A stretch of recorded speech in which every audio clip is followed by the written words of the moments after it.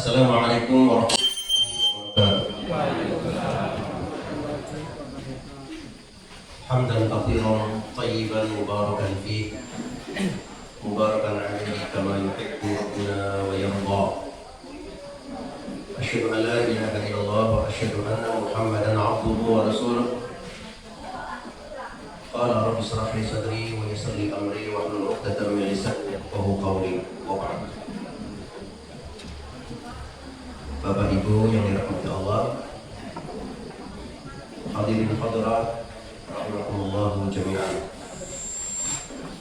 Pagi ini pagi yang bahagia, kita dipertemukan oleh Allah di majelis yang penuh berkah.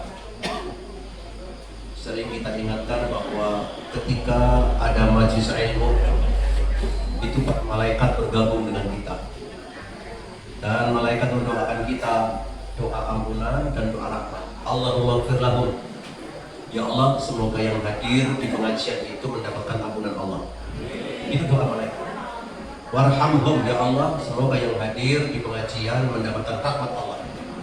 Itu luar biasa. Jadi pengajian ini pengajian yang bernilai ganda. Dapat ampunan Allah, dapat rahmat Allah, dapat snack, dapat ilmu. Betul? Jadi bahagia. Mari kita berbahagia dalam beragama ini, karena Nabi mengatakan basyiru wala tunaffiru. Berbahagialah, jangan suntak. Tahu suntaknya? Jangan suntak, jangan sumpah, berbahagia. Nah, panitia sudah menyediakan banyak snack, ini masih kurang cukup, boleh ngambil lagi. Salawat dan salam untuk Nabi kita baginda Nabi Muhammad sallallahu alaihi wasallam. Bapak Ibu yang dirahmati Allah, tema kita menjadi teladan yang baik di era kekinian. Orang mengatakan era digital, era kekinian. Bukan berarti yang tua-tua ini nggak bisa menikmati. Semuanya bisa menikmati. Justru yang paling bahagia yang tua-tua ini menikmati perputaran zaman. Zaman bulgur ngalami, zaman oyek ngalami, sampai sekarang zaman ikwangi juga, begitu kan? Tapi yang sekarang justru nggak punya pengalaman. Dalamnya Bu, zaman oyek Bu, bulgurnya hebat sekali, orangnya tangguh-tangguh, hidup tidak manja. Insya Allah kita ngaji bareng-bareng pada kesempatan ini. Tema nanti kita diskusikan hal-hal yang perlu kita lakukan. Dalam catatan kami hari ini tanggal berapa Bu? 6 September, bertepatan dengan tanggal 13 Rabiul Awal. Karena hari kemarin libur ya. Kalau urusan libur paham banget. Tanggal 12 Rabiul Awal yang malamnya saya ada undangan itu muludan, baik di Pendopo bersama Pak Bupati, Forkombimda, juga di Kemenang. Jadi 2 malam berturut-turut muludannya. Sekarang muludan di Wanaraja. Malah orang pada ngerti aja ya. Ya, karena sejarah membuktikan bahwa baginda Nabi Muhammad SAW itu secara mengatakan lahir di tanggal 12 Rabiul Awal. Kata Rabi' berarti musim semi. Rabi' itu musim semi. Al-Awal berarti musim semi yang pertama. Ada Rabi'ul Tsani, musim semi kedua. Lalu pertanyaannya, emang di Mekah ada musim semi? Gak ada. Gak ada musim semi di Mekah. Di Mekah itu yang ada adalah Asyita was-Saif. Saif was-Syita. Rihlat asy-Syita'i was-Saif. Itu hanya 2 musim kalau di Mekah. Duh, itu bahasa mana? Itu bahasa Palestina, bahasa Mesir. Yang ada istilah Rabiul Awal, Rabiul Tsani itu bukan bahasa Mekah, itu bahasa Mesir. Yang mereka mengalami musim gugur, musim semi. Ya kadang-kadang bahasa memang serapan dari negara lain. Seng, tahu seng bu? Seng itu zing dari bahasa Arab. Musyawarah itu bahasa Arab atau Jawa? Bahasa Arab. Serapan-serapan itu biasa seperti itu. Jadi meskipun di Arab tidak mengenal Rabi', tapi digunakan sebagai bahasa bulan. Rabiul Awal, Rabiul Tsani. Masalah. Bro, tahu bro? Bro itu bahasa Londo. Spor itu bahasa Londo. Dari sepur, spor. Vrugedel, jadi bergedel. Nah, itu vrugedel itu masakan Belanda, Pak. Banyak sekali itu vrugedel ya, itu vrugedel. Itu panganan Eropa itu. Sekarang jadi bahasa Wananejak bergedel. Banyak serapan-serapan. Tidak usah kaget. Rabiul Awal. Bagi kita memaknai Maulid Nabi itu tidak harus dengan perayaan-perayaan, tetapi intisarinya apa? Betul? Intisarinya apa? Mengapa Nabi harus lahir dan apa yang harus kita petik dari pelajaran lahirnya seorang Muhammad? Ya, kalau kita merujuk kepada Al-Quran, merujuk kepada hadis Nabi, banyak sekali yang menunjukkan, menggambarkan intisari daripada kehadiran saya. Qul in kuntum tuhibbunallah fattabi'uni. Jika kalian betul-betul cinta Allah, ikuti aku. Jadi muludan itu adalah mengikuti Nabi. Tapi banyak orang yang melakukan perayaan muludan, orang melu Nabi. Betul apa tidak? Jauh kenal. Tapi mengadakan perayaan. Malah sing orang tahu perayaan, jangan-jangan malah sebagai pengikut Nabi. Ada apa tidak? Itu intinya. Pada intinya, bagaimana kita menjadikan Nabi sebagai suri tauladan, sosok percontohan. Laqad kana lakum fi Rasulillahi uswatun hasanatun liman kana yarjullaha wal yawmal akhir wa dzakarallaha katsiran. Tuh, Pak. Kalau kita ingin mencontoh sosok manusia percontohan, ya Muhammad. Itu bagi orang-orang yang ingin bertemu dengan Allah Subhanahu wa taala. Jadi di era digital, di era non digital, sosok percontohan adalah siapa? Muhammad sallallahu alaihi wasallam. Itu yang agak kurang. Kenapa agak kurang? Karena jarang diputar, jarang dipresentasikan, jarang disampaikan. Kekurangannya di situ. Kita sendiri kurang mempromosikan Nabi. Kita kurang mempopulerkan Nabi. Kalau hanya sekedar membaca, zaman sekarang bebek maca. Gini nggih? Bebek. Bebek itu bahasa apa sih? Bebek. Jangan-jangan bahasa Belanda itu. Kurang kita. Maka visualisasi sekarang harus ada. Uswah itu kan visualisasi, Pak. Meskipun ayatnya Iqra, suruh baca, tapi Al-Quran memberi contoh. Pendidikan dengan cara contoh itu lebih akurat daripada baca dewek lah. Betul atau tidak?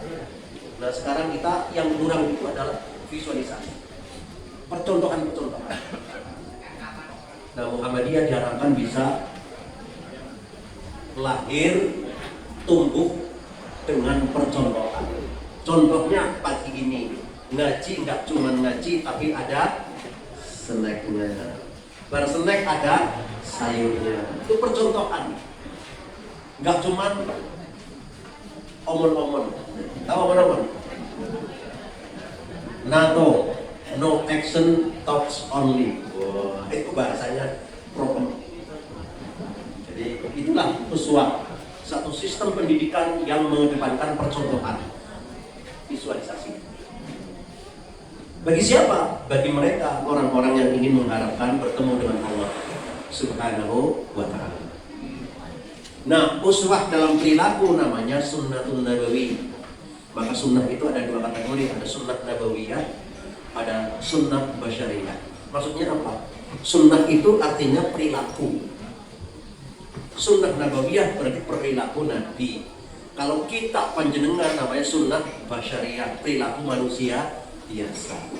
Ada perbedaan perilaku Nabi dengan perilaku manusia biasa. Kalau perilaku Nabi dituntun oleh wahyu, tapi kalau perilaku manusia biasa aja-aja dituntun oleh nafsu, aja-aja gitu.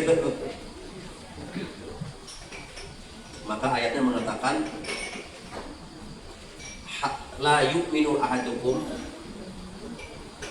belum beriman secara sempurna jika nafsunya tabaan, masih diikuti lima jiktubi, daripada ajaranku yang aku berikan. Jadi seseorang itu belum dinyatakan beriman nek esik nganggo karpet dewek. Jadi nafsunya menjadi tabaan, menjadi pengikut, diikuti lima jiktubi daripada ajaran Nabi. Nah, kalau panjenengan ini masih banyak nganggo karpet dewek, apa melu Nabi? Jawabnya apa? Nah, ternyata esik pada nganggo karpet itu lambang belum iman secara sempurna. Begitu Bapak Ibu. Jadi fokus kita pada uswah. Bagaimana kita membangun komitmen menjadi orang yang ihya'us sunnah, menghidupkan sunnah Nabi Shallallahu Alaihi Wasallam. Itu yang kita bangun bersama-sama. Maka ada bahasa muhafadzah ala sunnah, menjaga sunnah, ihya'us sunnah, menghidupkan sunnah. Bedanya dengan hadis apa? Kalau hadis itu cerita potongan cerita Nabi. Nabi makan cerita, Nabi minum cerita, Nabi sholat cerita, Nabi wudhu cerita, Nabi berjalan cerita. Betul? Itu cerita-cerita. Tetapi kombinasi dari cerita ini kan perbuatan, gini bagaimana? Nah, perbuatan Nabi namanya apa? Sunnah. Kalau cerita tentang Nabi namanya hadis. Itu.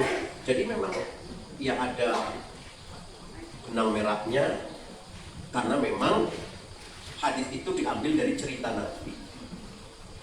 Tetapi yang sangat penting adalah sunnah nabawiyah Nabi. Bagaimana kita mengikuti perilaku Nabi.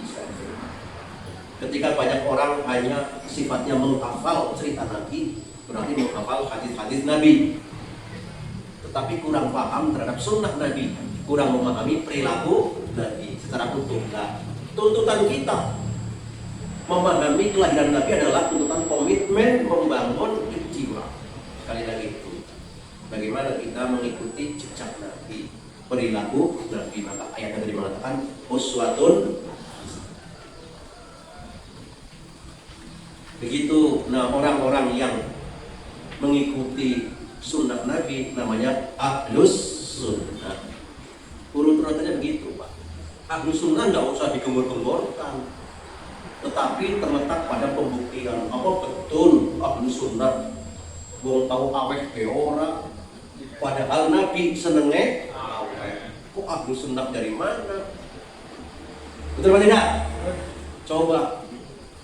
Nabi dipelalai tidak ada isinya karena ada orang lain yang membutuhkan. Kalau kita kan warid disit tembe, betul apa tidak? Kalau Nabi tidak, biar orang lain kenyang dulu, baru saya. Itu artinya apa? Azizun alaihi ma'alittum. Tuh, Nabi bertanggung jawab atas penderitaan orang lain. Tuh, Azizun alaihi ma'alittum. Nabi bertanggung jawab ma'alittum, atas bebanmu. Mana ada di zaman sekarang orang mau menanggung beban orang lain. Betul apa tidak, Pak? Beban keluarganya diangkut, beban diri sendiri diangkut, kok nanggung beban orang? Sulit dicari. Nah, aja disit-disit ngomong ahlus sunnah, kalau belum mempraktekkan perilaku Nabi. Sederhana. 2/3 dari cerita bermasyarakat Nabi itu memberi perhatian orang lain. Tuh. Coba dibaca. Tidak sedikit dakwah Nabi itu hanya dengan perilaku, dengan awek. Maka Nabi mengatakan, ketika ada seseorang bertanya, Ayo Islam khair, ya Nabi Allah. Penampilan Islam yang bagus itu seperti apa? Nabi sederhana. Tut'imut ta'am. Nek kowe sering aweh. Itu Islam yang top. Ora nek kowe tahajud setiap malam, nek kowe puasa terus, orang kuwi jawaban tut'imut ta'am. Nek kowe dadi wong seneng aweh, itulah performa Islam yang baik. Coba dicari semuanya. Jadi ketika sahabat bertanya, "Nyong pengen jadi wong Islam sing apik?" Sederhana kata Nabi. Jadilah orang yang suka Yang kedua apa? Wa ifsya'us salam. Jadi orang yang suka uluk salam. Assalamualaikum. Assalamualaikum. Wis salame pendit ora tahu dan lenger. Tahu lenger, Bu? Begitu. Ini agak beda sedikit. Begitu ya, itu namanya uswah. Coba aja. Suatu ketika ada cerita kepala kaum sih, kadang-kadang orang anak yang itu zaman dulu kan. Jadi setiap kelompok itu punya kepala kaum, kabilah. Itu kepala suku. Kepala suku sini siapa? Pak Darindi. Kepala suku mendatangi Nabi dengan tergopoh-gopoh. Ya Muhammad, yang manggil enggak ya Nabi. Ya Muhammad, biasa. Prank. Saya kepengen belajar Islam. Wah, ada seorang kepala kaum, kepala suku tergopoh-gopoh kepengen belajar Islam. Ngene. Ngana kowe bali, ora usah ngaji karo nyong. Ngana kowe bali, tegawane wedhus. Ngerti wedhus, Bu? Wedhus temenan itu wedhus. Gantung bukan. Itu tewel bukan. Kata orang ini, saya datang tergopoh-gopoh ke Madinah, kepengen ketemu Nabi, kepengen ngaji, belajar Islam, malah nang Nabi orang usah. Kowe ngana bali malah disangoni. Apa? Disangoni wedhus. Seberapa banyak? Bayin aja balain. Tegak wedhuse kowe bek di antara dua gunung. Pira kira-kira. Ana wong sing kaya Nabi nang mana kerja? Sederhana banget Islam. Dia balik dengan bangganya, "Hadza Islam, inilah Islam." Sekampung masuk Islam kabeh. Itu contoh. Uswah itu namanya. Jadi dakwah di era digital orang usah kesel-kesel. Ngomong esok tekan sore meniren. Cukup dengan sikap. Ya, pelayanan yang prima, pelayanan yang komprehensif, melayani masyarakat. Anak terong, wehna terong. Apalagi deh? Anak kangkung, wehna. Apalagi itu? Anak gendot, wehna. Gendot. Anak jantung, wehna. Sudah. Nggak usah takut. Soal pengajian orang sesuai setengah jam itu kesel. Soalnya habis dari sini nanti ini saya langsung ke gaya luhur. Iya, ada negara-negara juga. Jadi agak nyantai. Pulangnya nanti sore. Nah, ini yang ingin saya harapkan dari kawan-kawan di mana saja. Berdakwah itu yang seperti Nabi. Ternyata Nabi banyak memberi. Apa yang kita bisa berikan kepada umat ini. Itu caranya. Nah, latihan ini minangka bentuk uswah hasanah dari Nabi Sallallahu Alaihi Wasallam. Coba jadi kalau baca hadis tentang pertanyaan para sahabat, Islam sing apik rata-rata jawabannya tut'imut ta'am. Nek kowe sering awet panganan, sering awet, itulah Islam yang hebat. Ini yang sedang dicontoh oleh Perserikatan Muhammadiyah dengan konsep rahmatan lil alamin. Kehadiran Muhammadiyah di dunia ini membawa senang bagi semua orang. Bukan hanya umat Islam, semua orang. Makanya Muhammadiyah tidak tidak malas-malas, tidak were-were, kerjasama dengan siapa saja. Karena itulah Nabi Muhammad juga kerjasama dengan siapa saja. Bahkan di suatu tempat di Sorong sana, sekolah Muhammadiyah 80% itu nonis. Tahu nonis? 20% mahasiswanya itu nonis. Gelem-geleme bukan. Ini pembinaan umat. Sehingga yang sering kita ceritakan berkali-kali. Wong itu kan kewajiban setelah menyanyikan Indonesia Raya selalu diikuti oleh sang surya. Padahal si nembang nonis yang mereka mengatakan al-Islam agamaku, Muhammadiyah gerakanku, gelem-gelem padahal non muslim. Itu kan kecintaan mereka kepada Muhammadiyah setelah Muhammadiyah memberikan pelayanan. Soal kau nak beri masuk Islam, ayo ya terserah. Itu malah yang diharapkan, betul? Orang kesel-kesel. Muhammadiyah awet ilmu, awet pemikiran. Titi neng bangsa, titi neng kok. Aja sing 20% tertarik sama dakwah begitu. Targetnya biar urusan Allah, dakwah begitu. Sampaikan kebaikan. Itu menarik. Itu sangat menarik sekali. Makanya saya berkali-kali menyampaikan, Muhammadiyah lahir bukan hanya untuk Muhammadiyah, lahir untuk alam semesta. Belajarlah kita ini menjadi uswah, menjadi contoh seperti Nabi. Nabi itu hadir untuk alam semesta. Muhammadiyah juga hadir untuk alam semesta. Memberi dan memberi. Nah, ketika Muhammadiyah disorot oleh berbagai media asing, ternyata Muhammadiyah menang-menang ranking 4 dunia terbesar ormas Islam. Jadi dari 10 ormas agama, yang lain itu Katolik paling banyak, Hindu 1, Islamnya 1. Jadi yang pertama itu ormas Katolik di Amerika, dan Protestan ya, di Amerika dengan kekayaan 2000 triliun. Yang kedua di Jerman dengan kekayaan sekitar 700 triliun. Yang ketiga India, Hindu dengan kekayaan 500 sekian triliun. Yang keempat Muhammadiyah, terkaya di dunia dengan kekayaan 460 triliun. Itu saja yang dilaporkan kekayaannya baru 50%. Tanya sama Pak Badarindi, sudah laporan berapa kekayaan? Walau laporan aja. Tanya sekarang, ada berapa tanah wakaf di Banarja yang dilaporkan? Belum semua tuh. Nah, ini kita diminta oleh PP segera dilaporkan. Lapor saja. Banarja, duit tanah wakaf sekitar 10 tanah wakaf dengan luas sekian. Nang di tanah dua orang apa? Yang penting ada laporan. Baru 30% kan? Nah nanti kalau seluruh warga Muhammadiyah melaporkan, ini loh kekayaan Muhammadiyah, aja naik rankingnya jadi ranking 1 aja loh. 30% yang dilaporkan kekayaan Muhammadiyah, bisa ningkring nomor 4 terbesar di dunia. Siapa yang tidak silo dengan Muhammadiyah? Yang silo justru orang nonis, orang non-Islam. Hebat kali ya Muhammadiyah, hebat kali. Itulah. Nah kekayaan sebanyak itu buat apa? Untuk umat, bukan untuk Ustaz Ghazali.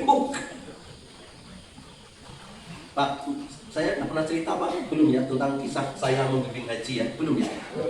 Jadi gini, 2029 saya kan dulu 2009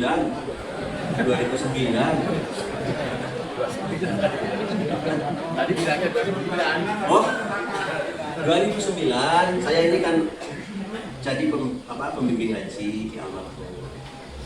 2009 kan aku masih enom, masih gembeleng, jarang pakai kopiah. Mana waktu itu pembimbing haji kok nggak pakai kopiah.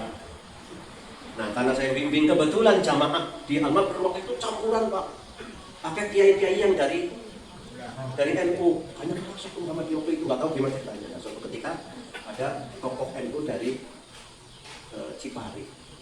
Sejak awal sudah sinis, pembimbing Muhammadiyah udah bukan orang mutu lah.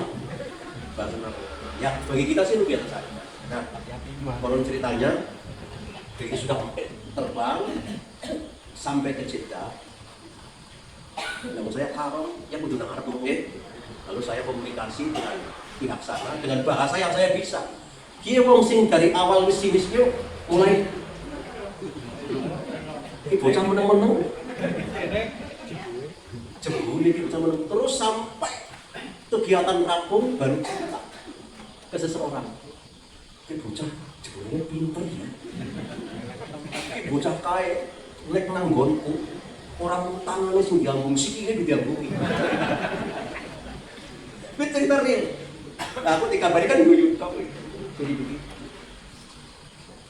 Kayak bojone orang mung siji bisa papat kayak ngono. Ya karena di puja-puja di Muhammadiyah biasa Pak. Teka ora diundang bali karepe. Ya karena kita lahir untuk pelayanan. Yang ada pelayan pakai duit, betul apa tidak Pak? Jadi untuk sekelas saya, naik nang kanan, udah sopir terus. Weh, tapi bingung rebutan. Dapat syafaat gitu. Tapi nama Muhammadiyah, tengah yang ngono. Boleh. Pindah bayar apa ya? Cerita 2009. Ya itulah kita. Lebih jelas lagi Gus Dur mengatakan begini. Kiai NU kuwi sugi-sugi. Kiai Muhammadiyah kuwi melarat. Tetapi organisasinya sugi. Jadi kebalik dari Gus Dur. Nek nang NU organisasinya melarat, tapi kiainya sugi. Nek nang Muhammadiyah organisasi sugi, kiainya melarat. Ya itu karena memang doktrinnya begitu. Doktrinnya begitu. Jadi Ustadz di Muhammadiyah itu langsa Pak. Nek orang berniat ikhlas kan nunggu sunat toh setiap hari, betul apa tidak? Ya karena di Muhammadiyah itu kan memberi Pak, bukan meminta. Memberi. Doktrinnya kan begitu. Jadi memang menuntut kita untuk ikhlas. Kembali pada uswah. Karena Nabi Muhammad doktrinnya adalah azizun alaihi ma anittum. Nabi Muhammad kata Allah bertanggung jawab atas penderitaan kalian.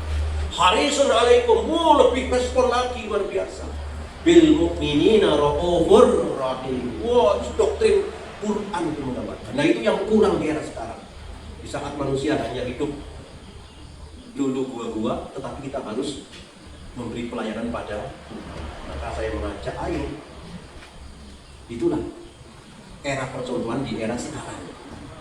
Nah, Bapak Ibu yang dirahmati Allah Subhanahu wa taala. Jam berapa sudah?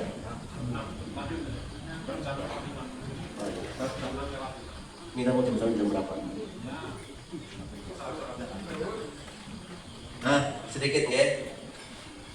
Tadi sudah kita mulai dari era percontohan di zaman digital ya, Nabi.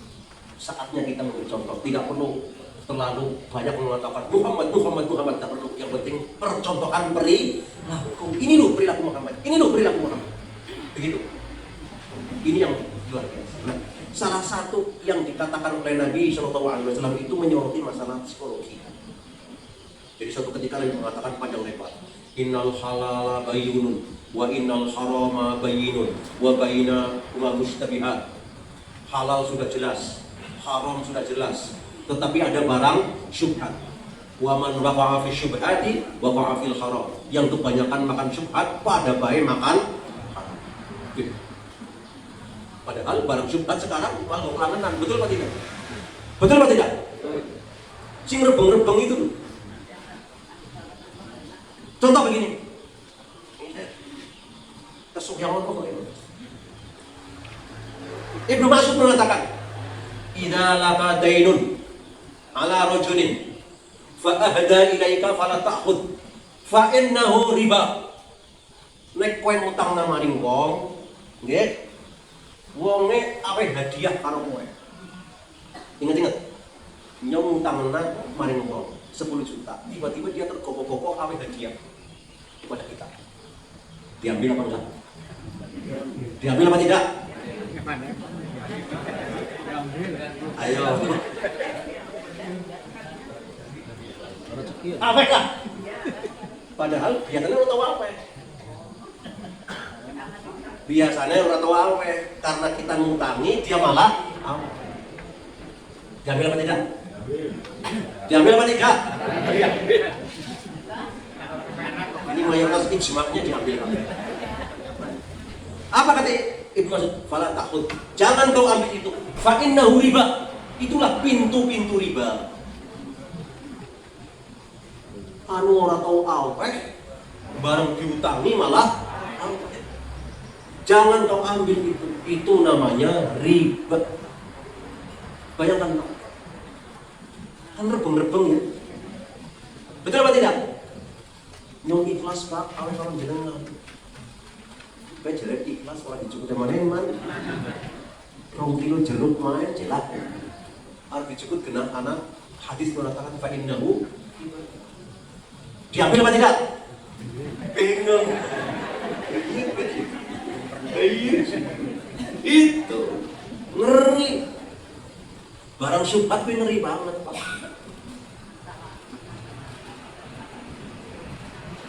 Pikir juga ya.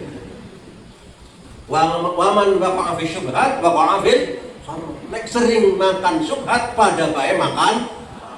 Jadi kajian tentang riba itu panjang lebar. Lu apa manding ngutang 10 juta mengembalikan parah lagi. Mangan hadiah tok wis dikatakan riba. Apa manding ketentuan ngerolasi. Padahal aisaruha ayam rajul ummah. Dosa riba yang paling kecil itu seperti kawin dengan ibunya sendiri. Mengawini ibunya sendiri. Riba yang paling tipis, yang paling kecil itu dosanya seperti seorang anak ngawini ibunya dewek. Lu apa maning sing adhafan untuk anak vaksin riba kayak. Ya, Pak. Kesuk yang ono lah. Waktu teks hadis Rasul itulah tentang barang yang rebeng-rebeng itu luar biasa. Dan Nabi jelas tentang halal, tentang haram, tentang syubhat. Dan Nabi mati-mati aja sering mangan barang syubhat sebab sama dengan makan barang haram. Sekali-kali tok lah, sekali-kali tok. Gara-gara ngaji lah, kita udah ngerti hukumnya lah. Sekolah ngaji lah, ya jago. Oke Pak. Gitu ya. Ini besok kalau nguntangi di hadiah diambil apa tidak? Biasa ngasih ya. Ada orang tahu awe, ujung-ujung awe gara-gara di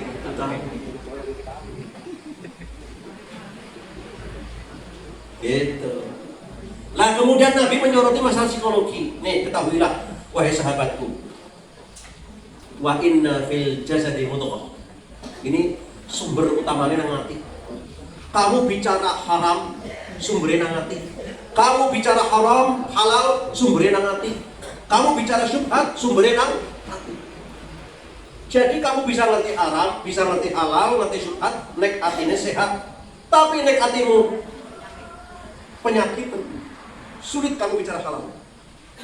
Sulit kamu bicara haram.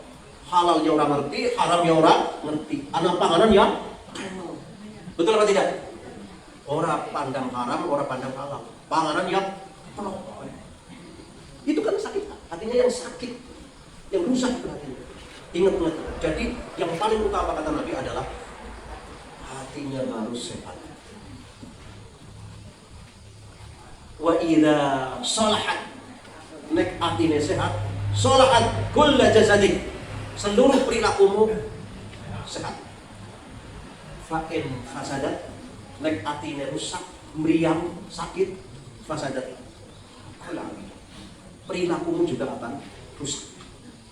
Ini yang sedang terjadi sekarang ini. Jadi perilaku anarkisme, perilaku vandalisme, perilaku gegerisme, perilaku ngamukisme, perilaku penjarahanisme. Betul apa tidak? Perilaku bahasanya Pak Prabowo itu serakahnisme, serakah nonix namanya. Itu karena hatinya yang sakit, orang sehat. Nah oleh sebab itu sebagai umat Muhammad yang perlu diperhatikan adalah hati supaya sehat. Di surah Asy-Syu'ara kalau tidak salah ya, ayat 88-89 Allah menyatakan a'udzubillahi minasyaitonir rajim. Yauma la yanfa'u malun wala banun illa man atallaha biqalbin salim. Tidak ada harta, tidak ada anak yang berharga. Di hari kelak nanti bukan harta, bukan anak yang berharga, tetapi qalbun salim. Yang berharga adalah hati yang sehat. Jadi yang akan menyelamatkan kita bukan harta, bukan anak, tetapi hati yang sehat. Yang di era sekarang ini sedang mengalami keruntuhan, mengalami apa yang cara sekarang itu degradasi. Lanjut ke pripun cara mengatasi supaya hatinya menjadi sehat, atau setidaknya kita tahulah indikatornya. Indikatornya siapa yang jadi yang hati yang sehat? Ada beberapa indikator hati yang sehat dan hati yang rusak. Yang pertama adalah al-iqbalu 'alal haq. Nek duwe ati kok atine pro kebenaran. Lumayan Pak, berarti atine sehat. Fabasyir ibad alladzina yastami'una al-qawla fayattabi'una ahsana. Beri kabar gembira, siapa? Hamba-hamba yang mau mendengarkan kebenaran dan mau mengikatinya. Artinya orang pro kebenaran. Suatu ketika Nabi mengatakan, la yadkhulul jannata man kana fi qalbi dzarrah min kibar. Tidak masuk surga siapa orang yang dalam hatinya ada unsur kesombongan. Kalau para sahabat sih bingung, sombong sih priwe ya. Apa orang boleh nganggo klambi anyar, nganggo sepatu anyar, nganggo gelang, coba gelangnya mana Bu? Apa gimana? Bukan begitu. Yang namanya sombong itu bukan orang berpakaian bagus, bukan orang yang naik onta bagus, bukan orang yang naik albat bagus, bukan. Orang yang sombong adalah batrul haq wa ghamtun nas. Orang yang menolak kebenaran. Barang benar kok ditolak. Kenapa ditolak? Karena tidak menguntungkan. Betul? Karena tidak sesuai dengan kepentingan. Di zaman sekarang ini, nek orang anak kepentingannya bebeh. Orang benar, orang salah bebeh. Gak ada kepentingan buat saya. Betul apa tidak? Jadi ukuran di zaman sekarang banyak orang berpikir nek anak kepentingan, nek nyong gelem mengatakan benar karena ada kepentingan. Tapi ini kalau ada kepentingan bebeh.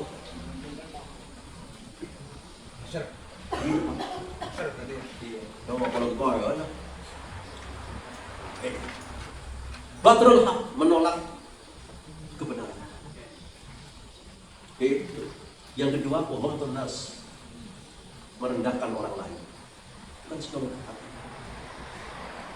Nah itu penting. Karena tadi itu nek atine rusak. Sulit berbicara. Perilakunya juga akan rusak. Yang pertama, jadi indikatornya hati yang sehat itu adalah hati yang mau menerima kebenaran. Apakah itu menguntungkan apa tidak, sesuai dengan kepentingan apa tidak, dia akan mengatakan ini benar. Seperti doa kita, Allahumma arinal haqqa haqqa warzuqna tiba'ah. Angel lo, melu kebenaran angel lo, karena grebya-grebing wong tidak mikir kebenaran. Biasanya malah nek pro kebenaran dewekan, tilo orang anak kan sama. Itu yang membuat orang itu jadi ngelok-ngelok dewekan. Karena umumnya manusia ya grup. Orang mikir benar, orang mikir salah. Kenapa gitu? Sedangkan doa kita minta, arinal haqqa, tunjukkan yang benar. Warzuqna tiba'ah. Berilah aku kekuatan untuk mengikuti yang benar. Sendirian. Anak ngaji dewekan kancane pada lari pagi. Ya, lari pagi apa ngaji? Oh kalau begitu tak siasati. Ngaji ini melaku baik kalau melayu. Yang melayu ya ngaji. Gitu caranya. Iya kan? Kadang-kadang ada sarapan iki. Kan beli kafe, ya lari, ya ngaji, ya sarapan. Alhamdulillah. Itu. Yang pertama indikatornya adalah mau menerima kebenaran. Yang kedua, insyirahus sadri lil Islam, punya keterbukaan. Kadang-kadang orang tertutup hati yang karena sekarang itu introvert, jiwanya tertutup. Enggak, Islam itu mengajarkan keterbukaan. Makanya dengan bisa menerima saran, bisa menerima masukan, bisa menerima nasihat, itu adalah ciri-ciri hati yang sehat, itu keterbukaan. Faman yuridillah ayyahdiyahu yashrah sadrahu lil Islam. Al-An'am 1:25. Yang Allah kehendaki akan memberikan petunjuk kepadanya, Allah akan membuka lebar keterbukaan hatinya, dadanya untuk Islam. Jadi ciri-ciri orang yang sehat hatinya adalah orang yang terbuka, ya, terbuka, bukan orang yang tertutup. Yang terakhir adalah ta'atullah wa rasulullah. Kembali sekarang, hati yang sehat itu ciri-cirinya mengedepankan ketaatan kepada Allah dan Rasulnya. Ini inti mulutan di sini nih. Mau perayaan mulutan berapa kali, lek ora ta'atullah wa rasul, tidak taat Allah, tidak taat Rasul, ya gagal. Tapi meskipun orang tahu acara mulutan, tapi ternyata taatnya kepada Rasul luar biasa, ya itulah yang namanya meneladani Rasulullah Sallallahu Alaihi Wasallam. Wal mu'minuna wal mu'minat, wong iman lanang, wong iman wadon, waktuhum awliya'u ba'din, mereka saling tolong menolong, ya'muruna bil ma'ruf, selalu memberi contoh kebaikan. Nah, amar ma'ruf itu memberi contoh kebaikan. Wa yanhauna 'anil munkar, dan punya ketegasan untuk mencegah kemungkaran. Wa yuqimuna shalah, orang yang beriman itu senantiasa menegakkan sholat. Wa yu'tuna zakat, sadar zakat, infak, sedekah. Mana ketua lazisnya ini? Oh, ketua lazis belum percaya kami ya. Lazis itu sedang kita garap tahun ini 15 miliar. Gue sapa dari umat kembali ke umat. Ustadz Habib gak ngambil, enggak. Jangan khawatir. Sebab ada sama-sama pengelola zakat, 30% dijemput ke kiai ini. Betul apa tidak? Kiai Muhammadiyah 0%. Ada Pak? Itu dalam artinya begitu, 30% dijemput. Cara ini enggak. Enggak, kita enggak. Itu zakat. Kita mendoktrinkan kepada masyarakat sadar zakat, infak dan sedekah. Dikoordinir oleh Lazis. Dari umat kembali ke umat. Wa yuti'una Allah, orang beriman itu taat kepada Allah. Wa yuti'ur Rasul, pasti taat kepada Rasulullah sallallahu alaihi wasallam. Ini udah inti urutan di sini. Membangun komitmen untuk taat kepada Allah dan Rasulnya. Itu. Nah, yang begitu, ulaika sayarhamuhumullah. Inilah orang-orang yang telah akan mendapatkan rahmat dari Allah. Innallaha azizun hakim. Innallaha azizun hakim. At-Taubah ayat 71. Nah, kedangkrak-dangkrak kita ngaji, membaca sejarah bahwa Nabi lahir di bulan Rabiul Awal. Intinya apa? Sekali lagi, membangun komitmen agar kita menjadi orang yang ihya'us sunnah, gelem menghidupkan perilaku Nabi dalam kehidupan kita. Itu intinya di situ. Dengan cara apapun, ya kita harus ke sana. Majelis Tarjih tidak antipati terhadap mulutan, meskipun orang tahu mulutan, karena fokusnya bukan ke perayaan, fokusnya ke percontohan pribadi Rasulullah Sallallahu Alaihi Wasallam. Nah, inilah tema khusus, tentu yang bernuansa tauhid.